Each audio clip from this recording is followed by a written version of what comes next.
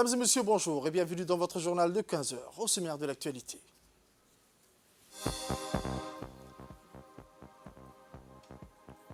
Le président de la République reçoit une délégation de haut niveau.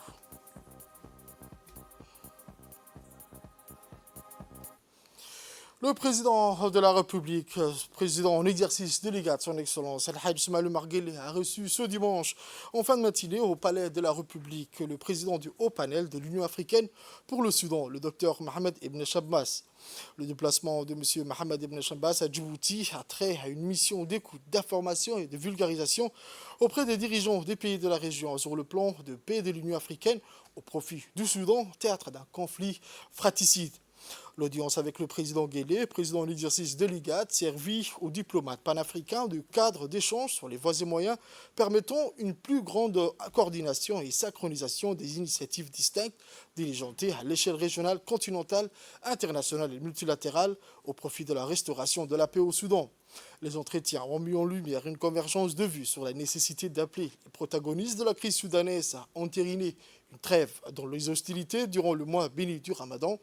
Les discussions ont permis également aux deux parties de s'accorder sur la pertinence liée au lancement, toujours auprès des belligérants du conflit au Soudan, d'une plaidoirie intégrée reposant sur le principe d'une extension de la trêve des combats observés durant le Ramadan à un cessez-le-feu définitif prélude à des pourparlers politiques et au rétablissement d'un gouvernement civil à la tête du Soudan.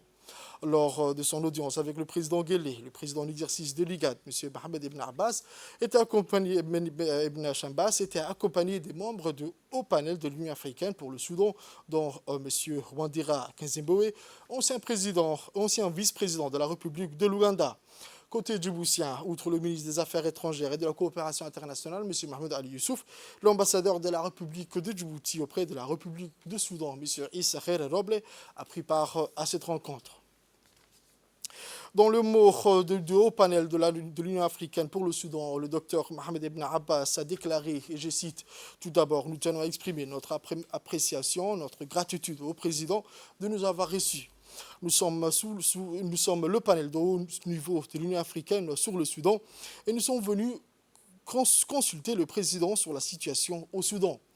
Nous sommes également tous préoccupés par la situation au Soudan, la poursuite des combats entre les Soudanais, en particulier entre les forces armées soudanaises, la situation au Soudan et la pire situation humanitaire au monde.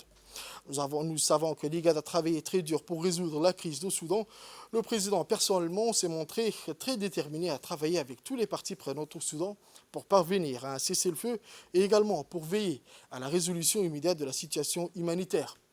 Le panel du haut niveau de l'Union africaine s'engage à travailler en étroite collaboration avec l'IGAD pour lancer un processus politique impliquant tous les Soudanais afin que nous puissions encourager le dialogue soudanais pour trouver une solution durable à la crise soudanaise. Fin de citation. On écoute à présent le ministre des Affaires étrangères et de la coopération internationale, M. Mahmoud Ali Youssouf. Au panel de l'Union africaine, conduit par Mohamed Chambaz, donc personnalité très connue sur le continent africain, M. Madera et Mme la vice-présidente, l'ancienne vice-présidente de l'Ouganda, est un panel qui a été établi par l'Union africaine lors d'une réunion du Conseil de paix et de sécurité au mois de novembre dernier, laquelle réunion que Djibouti a présidée. Je crois que le panel est dans une tournée dans la région pour pouvoir écouter d'abord les responsables des pays. Le panel a fait donc déjà des visites en Égypte, en Éthiopie, à Djibouti, a rencontré également les parties prenantes soudanaises. Et le panel est en train donc d'essayer, d'abord de manière urgente, de parvenir à un cessez-le-feu et à une trêve immédiate pour le mois de Ramadan. C'est très important pour atténuer la souffrance du peuple soudanais. La deuxième étape est une étape pour parvenir donc à un cessez-le-feu permanent qui permettrait d'ouvrir de manière pérenne les corridors humanitaires, mettre le processus politique sur les rails et faire en sorte que l'anarchie et le chaos qui prévaut aujourd'hui au Soudan puissent prendre fin. L'autre élément très important, c'est que la présidence de l'IGAD, le président Guelleh, vont continuer. La présidente de l'IGAD va continuer à engager les parties prenantes soudanaises pour pouvoir justement parvenir à ces objectifs que je viens d'indiquer. Le premier des objectifs, la présidence de l'IGAD aujourd'hui va faire un appel, encore une fois, aux parties soudanaises pour une trêve humanitaire pour le mois de Ramadan. Je crois que ça, c'est très important et c'est urgent. Je crois qu'il faut également souligner l'importance de l'effort collectif. L'IGAD, l'Union africaine, travaillent main dans la main de manière harmonieuse et concertée. Nous soutenons également les initiatives qui peuvent aider à l'apaisement au Soudan, c'est-à-dire le processus de Jeddah. Mais l'IGAD et l'Union africaine, nous serons également présents lors de ce processus qui va certainement reprendre prochainement. Nous sommes également très engagés dans la préparation du terrain pour le dialogue politique. Parce qu'en définitive, comme le dit M. Chambaz, le Soudan doit, je dirais, passer cette étape de transition, parvenir à une situation où les partis civils s'engagent dans un processus démocratique qui les amènera au pouvoir. Je crois que ça, ce sont les objectifs stratégiques et politiques. Les objectifs sécuritaires et immédiats sont là, et humanitaires. Et enfin, je crois qu'on ne peut pas faire l'économie de cet appel qui est urgent. Et cela, je crois, le président Guelleh l'a promis et il va le faire aujourd'hui. Voilà un peu en résumé les objectifs que nous essayons d'atteindre dans le cadre de ce travail concerté entre l'IGAD et l'Union africaine. À l'approche du mois béni du Ramadan, un communiqué qui nous parvient de la présidence qui porte sur les modifications des horaires du travail pendant le mois du Ramadan. Et donc les horaires se font comme suit, du 9h pile du matin jusqu'aux 15h de l'après-midi. Autre actualité de ce journal, leur santé, son Excellence, le ministre de la Santé, le docteur Ahmed Roble Abdillah, a reçu dans son bureau monsieur l'ambassadeur, son Excellence, l'ambassadeur du Qatar à Djibouti, le docteur Rachid Ben Shafi Al-Marri, ce jeudi 7 mars 2024 au ministère de la Santé pour discuter de la coopération entre les deux pays amis et frères. Cette rencontre fut l'occasion de la signature d'un mémorandum d'entente entre le ministère de la Santé et Qatar Charity afin de renforcer les équipements de machines de dialyse dans les structures sanitaires du niveau 3. Le mémorandum d'entente a été signé par le secrétaire général du ministère de la Santé, M. Mohamed Ali, et la directrice du bureau de Qatar Charity, Mme Rada Izzeddine Ahmed. Une cérémonie qui s'est déroulée en présence du conseiller principal, M. Abdelkader Mohamed Garad, le directeur général du CHUD, le Dr Omar Mahamoud Ismail, la coordination du Qatar Charity, Mme Riha Sultan, la chargée de l'enfance et de la famille au bureau de Qatar Charity, Mme Deka Farah Opsiye.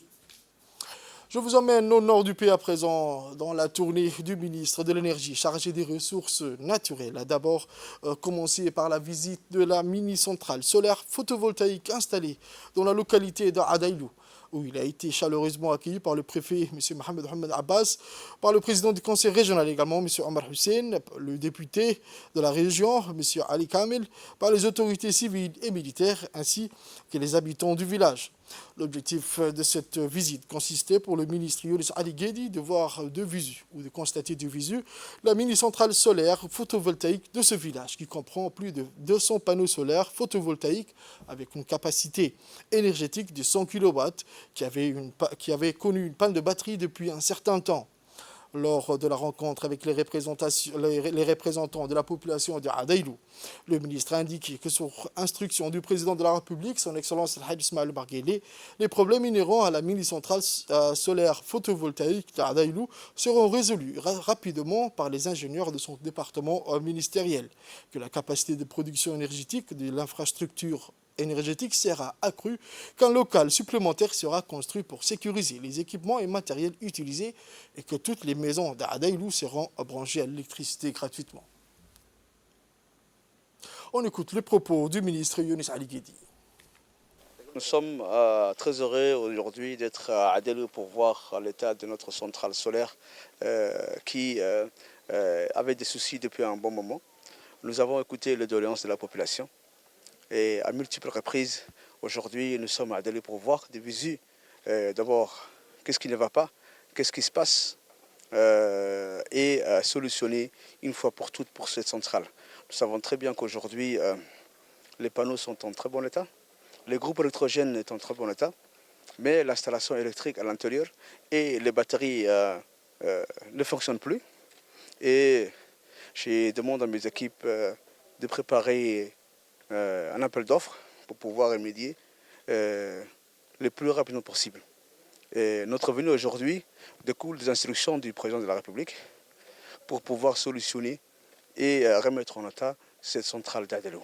Je remercie au passage le président du conseil régional, les préfets de la région, les députés de la région qui sont avec nous pour nous accompagner dans cette mission et voir l'état de cette centrale.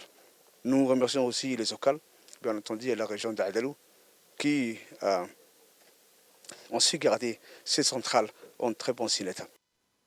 Ensuite, cette même délégation ministérielle a mis le cap sur le chemin du village de Dougoum pour inaugurer, mettre en service le conteneur frigorifique fonctionnant grâce à l'énergie solaire installée dans cette localité avec l'appui technique et financier de l'Alliance solaire internationale.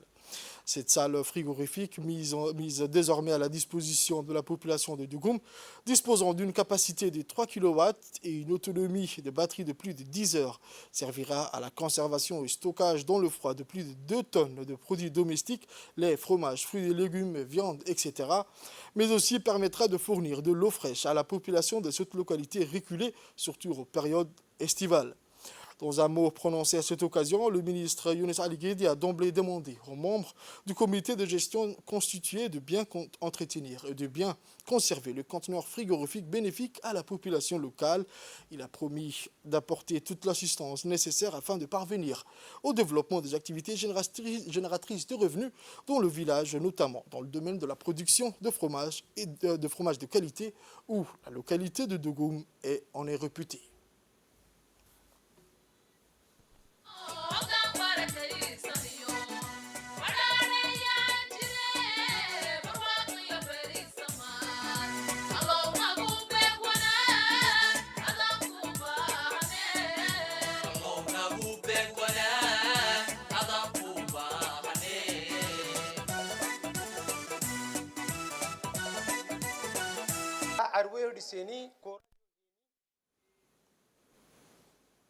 On écoute les mots du ministre Younes Ali Guedi à cette occasion.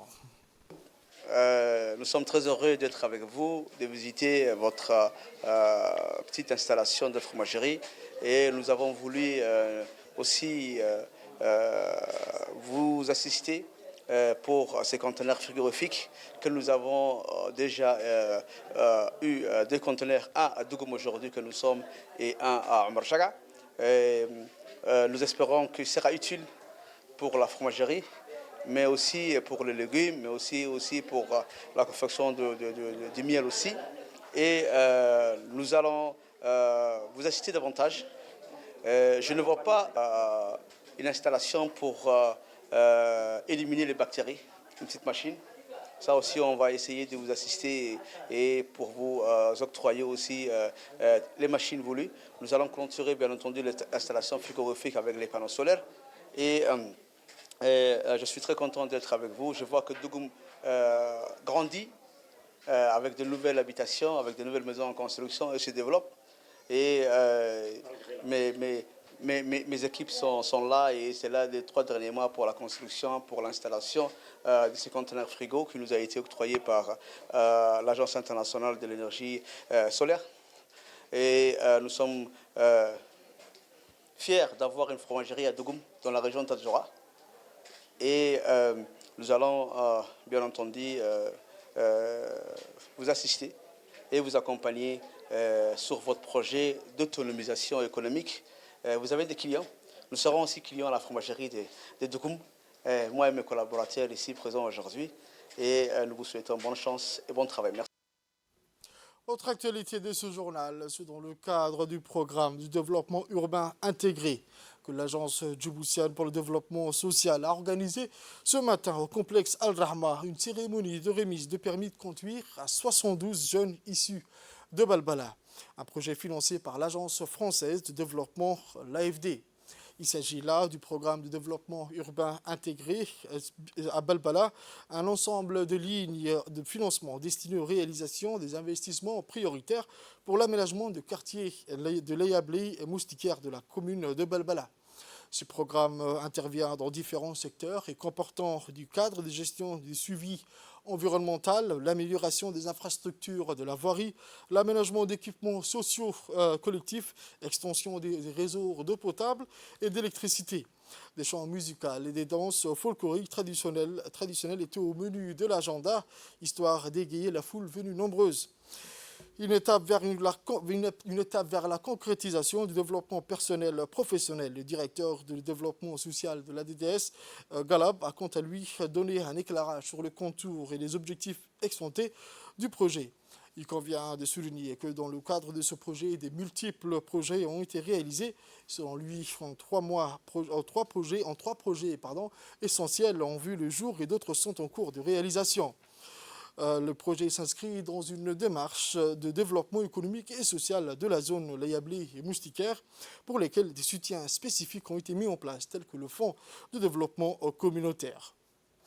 L'Union de la presse francophone de Djibouti a organisé aujourd'hui la 8e édition du prix de la presse au Sheraton Hotel. 4 journalistes ont été primés, ont reçu diverses récompenses. Cette cérémonie s'est déroulée en présence de l'ambassadeur de la République populaire de Chine, M. Hu Bin, du président de l'UPF Djibouti, M. Khalid Ibrahim, et de nombreux professionnels de la presse écrite, audiovisuelle et de la presse en ligne.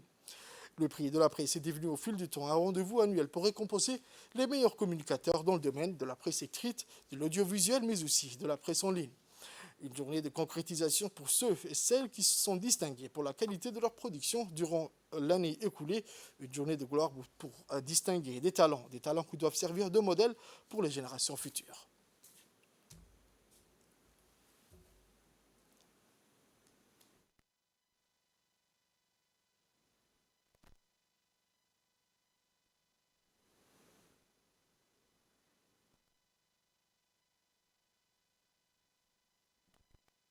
Je suis très heureuse de participer aujourd'hui à cette cérémonie. Tout d'abord, je tiens à exprimer mes vives félicitations à tous les amis des médias qui viennent de recevoir le prix de presse cette année pour votre travail excellent. Vous, avec votre collègue, à travers votre stylo, caméra, micro, on présente la belle image de Djibouti. Comme le dit le président Kennedy aussi, comme on l'a démontré la vidéo il y a quelques minutes. On écoute le président de l'UPF Djibouti, M. Khalid Ibrahim Hussein.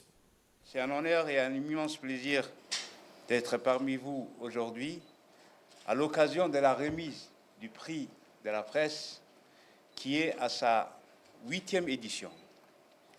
Une 8e édition marquée toujours sous le sceau de la compétence, de la récompense des compétences, des talents, mais aussi du professionnalisme de la presse djiboutienne.